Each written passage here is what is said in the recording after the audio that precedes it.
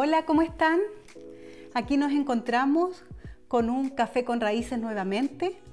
De verdad que han estado muy buenas las aliyah. Espero que estén aprendiendo, al igual como lo estamos haciendo nosotros, porque de verdad que han estado muy sustanciosas estas aliyah. Bueno, y hoy vamos a tener la última aliyah que se encuentra en la parashá Miket. ¿Qué significa Miket? Al final, al cabo, al final de.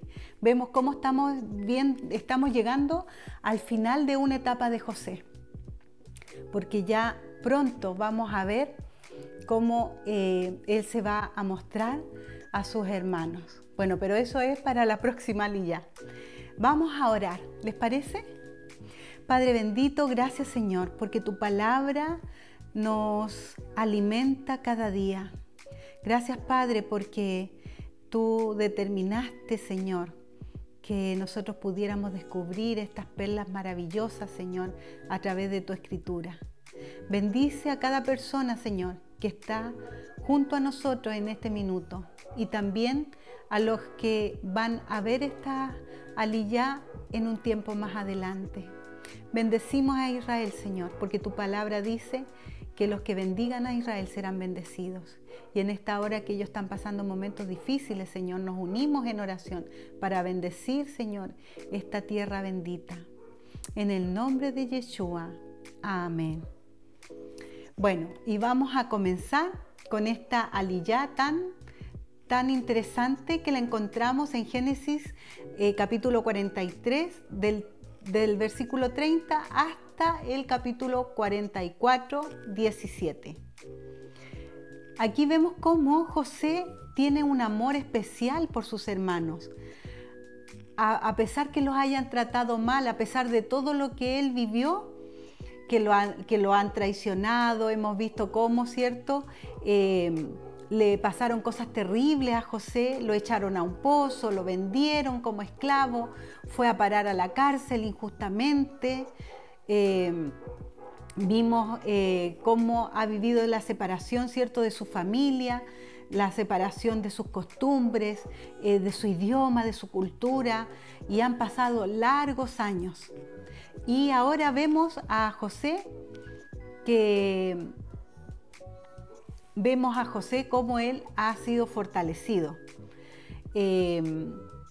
Conocimos todos los sufrimientos que ha superado uno a uno para llegar hasta este momento en que se encuentra frente a sus hermanos, ¿verdad?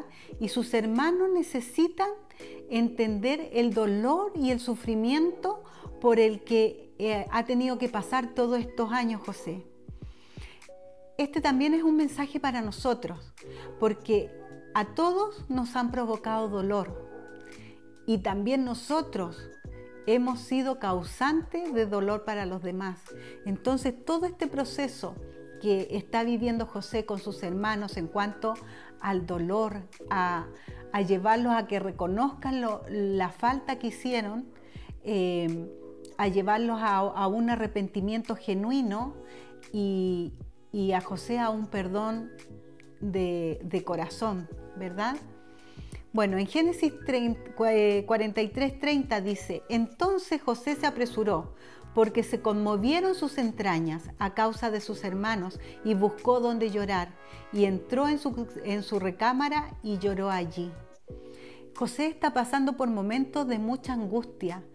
Le están viniendo todos los recuerdos a su mente. Sabemos cómo a veces nuestra mente, ¿cierto?, nos traiciona, y dolores del pasado vuelven y resurgen, y la herida vuelve a sangrar. Esto es lo que le está pasando a José, porque aquí hay una situación la cual no ha sido, ¿cierto?, completamente sanada. Entonces dice que ya él no aguantó más y tuvo que buscar un lugar donde apartarse a llorar. Y relatos históricos dicen que él gemía con mucho dolor. José, después de este impas, ¿verdad?, se recupera y va donde sus hermanos y los invita a comer. colocándolos del mayor hasta el menor. Esta situación sorprendió mucho a sus hermanos, cómo él supo el orden de sus nacimientos, ¿verdad? Porque ellos aún no reconocían a José, porque José hablaba otro idioma, ya lo hemos dicho, vestía como egipcio, actuaba como un egipcio, no actuaba como un hebreo. En el versículo 34 dice, y José tomó viandas de delante de sí para ellos, mas la porción de Benjamín era 5 veces mayor que cualquiera de ellos, y bebieron y se alegraron con él. José le da una porción quíntuple a Benjamín. Esta es una forma de honrar a su hermano. Así se acostumbraba a honrar a los reyes en ese tiempo. Esto nos conecta inmediatamente con el primer rey de Israel, que fue Saúl, que justamente era descendiente de la tribu de Benjamín. Muchas versiones cristianas no han traducido como en el original este versículo. Algunos dicen que bebieron y se alegraron con él, pero en realidad habla aquí de que se emborracharon. Aquí hay una interesante conexión profética con lo que va a ocurrir con la reunión de las 12 tribus de Israel en los últimos tiempos. Habrá un derramamiento del Ruaj, o también como lo conocemos en español, ¿cierto?, del Espíritu de Santidad, que será semejante a lo que ocurrió en el libro de los Hechos. Dice que todos fueron llenos del Espíritu Santo. Estaban todos los hermanos reunidos, los 12, las 12 tribus representadas allí en ese lugar. En el Salmo 126 dice, cuando Jehová hiciere volver la cautividad de Sión, seremos como los que sueñan. Entonces nuestra boca se llenará de risa y nuestra lengua de alabanza. Y dirán las naciones, grandes cosas ha hecho Jehová con nosotros. En este salmo vemos varias cosas que concuerdan con el texto que estamos estudiando hoy. El Eterno va a hacer que las 12 tribus se reúnan de nuevo. Entonces se producirá una euforia como un sueño, con risas, con gritos de júbilo y como una borrachera espiritual. Esto conecta con la reunificación de las 12 tribus de Israel, con una gran cosecha de los últimos tiempos, como ha sido anunciado. En Mateo 13, del versículo 39b, ahí ustedes pueden leer todo el pasaje, pero en el 39b dice, la siega, acá nos explica, ¿cierto?, que la siega es el fin del siglo y los segadores son los ángeles. ¿Por qué? Porque cuando venga, ¿cierto?, el Mesías, ahí va a ser la gran cosecha. En Isaías 9:3 dice, multiplicaste la gente y aumentaste la alegría. Se alegrarán delante de ti como se alegrarán en la siega, como se gozan cuando reparten despojos. El momento de la siega es un momento de alegría porque hay todo un trabajo que ya culmina y viene la abundancia, viene la provisión, donde pueden estar tranquilos porque no les va a faltar para alimentarse. Así nosotros vamos a estar, ¿cierto?, gozosos cuando venga el Mesías, porque ya vamos a pasar al milenio y ya no vamos a tener mayores preocupaciones. En Génesis 44 del 1 al 10 seguimos viendo la sombra mesiánica en la vida de José. Aquí vemos una sombra en cuanto a la necesidad de ser probados, de confesar el pecado y la sombra del perdón. En la lectura de estos versículos, que lo invito a ustedes que lo puedan realizar allá en casa, podemos ver que José quiere que se den cuenta del gran dolor que provocaron. La prueba tiene ese propósito. Cuando Dios nos prueba, Él no necesita saber qué hay en nuestro corazón, porque Él sabe exactamente lo que hay en nosotros. Nosotros somos los que debemos descubrir lo que hay en nosotros mismos. Nos lleva a conocer lo que debemos cambiar. José esperaba que ellos pudieran reconocer cómo sus acciones han causado heridas en él.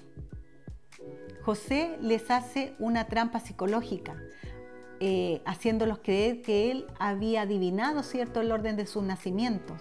Ahora busca su copa, que él mismo mandó a colocar en las cosas de Benjamín. ¿De qué nos habla la copa? La copa de plata. La copa nos habla de redención de la casa de Israel. En este capítulo vemos a un José que ya ha comenzado el proceso de reconciliación con sus hermanos. Y este es un proceso complicado y es un proceso doloroso. Todos nosotros que hemos pasado, ¿cierto?, por momentos en que hemos discutido con alguien o nos hemos sentido ofendidos, pasamos por un proceso difícil, complicado, ¿verdad? Así estaba viviendo estos momentos también José al estar con sus hermanos. José está actuando bajo la dirección de Dios. Así también nosotros debemos dejarnos guiar por la dirección que encontramos en su palabra. Un elemento fundamental es que los hermanos de José necesitaban entender lo que habían hecho, el dolor que habían causado, el sufrimiento que provocaron. Esto es un mensaje también para nosotros. A veces nosotros no somos tan diferentes a los hermanos de José. También nos habla de Yeshua, quien alzó la copa con sus discípulos en la última cena. En Zacarías 11 nos habla de una profecía muy interesante. En el capítulo 11, del 10 al 14, dice así: tomó luego mi cayado, gracia, y lo quebré para romper mi pacto que concerté con todos los pueblos, y fue deshecho en ese día. Y así conocieron los pobres del rebaño que miraban a mí, que era la palabra de Jehová. Y les dije: si os parece bien, dadme mi salario, y si no, dejadlo. Y pasaron por mi salario 30 piezas de plata. Y me dijo Jehová: echad al tesoro, hermoso precio con el que han apreciado. Y tomé las 30 piezas de plata y las eché en la casa de Jehová al tesoro. Quebré luego otro cayado, ataduras, para romper la hermandad entre Judá e Israel. Acá vemos dos callados, ¿verdad? El cayado de la gracia y el cayado de la atadura. Y vemos, ¿cierto?, cómo están mencionadas acá 30 monedas de plata o 30 piezas de plata. Y esto es muy profético porque todos sabemos, ¿cierto?, que nuestro Yeshua, que nuestro Mesías, fue traicionado por ¿cuántas monedas de plata? Por 30 piezas de plata, ¿verdad? Se conecta ahí la profecía con lo que vivió nuestro Mesías. Todo encaja en perfección. Por eso nos habla de la copa de plata, porque también se relaciona con José. Nuestro Mesías fue traicionado por estas 30 piezas de plata. El almuerzo en la casa de José también representa la cena que se dará en el reino junto al Mesías y las 12 tribus de Israel. Como está escrito en Mateo 26-29, dice: y os digo que desde ahora no beberé más de este fruto de la vid hasta aquel día en que lo beba nuevo con vosotros en el reino de mi Padre. Una de las misiones del Mesías, Yeshua, es restaurar y reunir las 12 tribus de Israel. Recordemos que él dijo: yo no he venido sino a buscar a las ovejas perdidas de la casa de Israel. Como la gran mayoría de los descendientes de las 12 tribus están entre los gentiles, esta restauración y reunificación implica que los que son del Mesías entre los gentiles experimentarán una fuerza increíble que los llevará a unirse con sus hermanos judíos para ser un solo pueblo. Esto es lo que está pasando hoy, que estamos volviendo a las raíces, se está cumpliendo la profecía de Jeremías 37, ¿recuerdan? Donde habla que Dios va a tomar en su mano una rama que dice Judá y una rama que dice Efraín, y las va a tomar y van a volver a ser un solo pueblo. Eso estamos esperando, esa manifestación. Bueno, y siguiendo con el relato en Génesis 44, versículo 14, dice: vino Judá con sus hermanos a casa de José, que aún estaba allí, y se postraron delante de él a tierra. En este tiempo hay esfuerzos entre judíos como los que estamos volviendo a las raíces de nuestra fe, de ir a buscar a la casa de José, a las 10 tribus perdidas entre las naciones. El Eterno está impulsándonos a hacer esto, porque se está acercando el momento cuando el Hijo de Dios se va a dar a conocer a los hermanos. Allí vemos que los 11 hijos de Israel se inclinaron otra vez delante de José por segunda vez. Se cumplió el sueño. Y así vemos, ¿cierto?, cómo el proceso de José con sus hermanos estuvo en una primera visita y en una segunda visita. Así nosotros vimos a nuestro Mesías, ¿cierto?, venir como el Cordero Sufriente, y ahora lo estamos esperando como el Rey de Reyes, que viene a reinar aquí, a la tierra, en la nueva Jerusalén.